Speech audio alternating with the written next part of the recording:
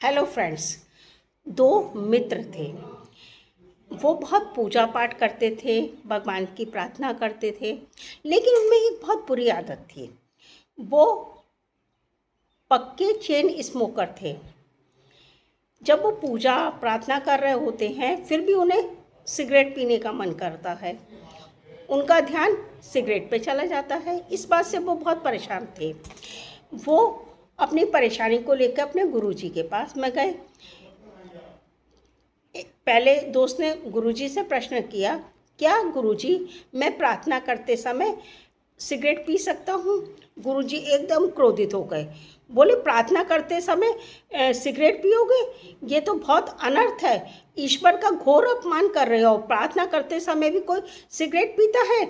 उन्होंने उसको बहुत डांटा और माँ से जाने को कह दिया। वो दोस्त बड़ा निराश होके आ गया। दूसरे दिन दूसरा दोस्त गया। जब वो वापस लौट के आ रहा था तो बड़ा खुश नज़र आ रहा था और सिगरेट पीता हुआ आ रहा था। तो पहले दोस्त ने कहा कि तुम्हें गुरुजी ने सिगरेट प्रार्थना करते समय सिगरेट पीने की अनुमति दी थी? तो उस दोस्त ने कहा कि हम दोनों का प्रश्न एक ही था, लेकिन पूछने का तरीका अलग था। मैंने गुरुजी से कहा कि गुरुजी मैं बहुत पापी इंसान हूँ, मैं बहुत बुरी लत से का भी शिकार हूँ, मैं बहुत सारा सिगरेट भी पीता रहता हूँ। तो क्या मैं सिगरेट पीते पीते भी ईश्वर का ध्यान कर सकता हूँ? क्या सिगरेट पीते पीते भी मैं प्रार्थना कर सकता हूँ? तो गुरुजी भावुक हो गए। उन्होंने कहा कि ईश्वर तो सब जगह विराजमान है, हर समय विराजमान है। तुम सिगरेट पीते पीते भी भगवान का ध्यान कर सकते हो, सिगरेट पीते पीते भी अपने मन से प्रार्थना कर सकते हो। सच्चाई यही है कि दोनों एक ही चीज़ के लिए गए थे, लेकिन उनका प्रश्न पूछने का तरीका अलग अलग था। आप लोगों से पीछे क्यों हैं?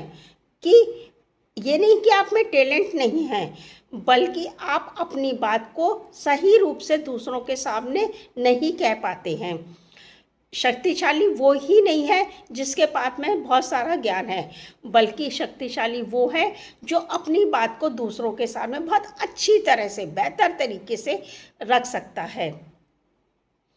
तो कहने का तात्पर्य ये है कि आप अपनी बात को इस प्रकार से दूसरों के सामने रखिए, उनको उसी भाषा में समझाइए कि जो नो कहने वाले लोग भी हों वो भी यस यानी कि हाँ कहने पर मजबूर हो जाएं। आजमा के देखिएगा। Thank you.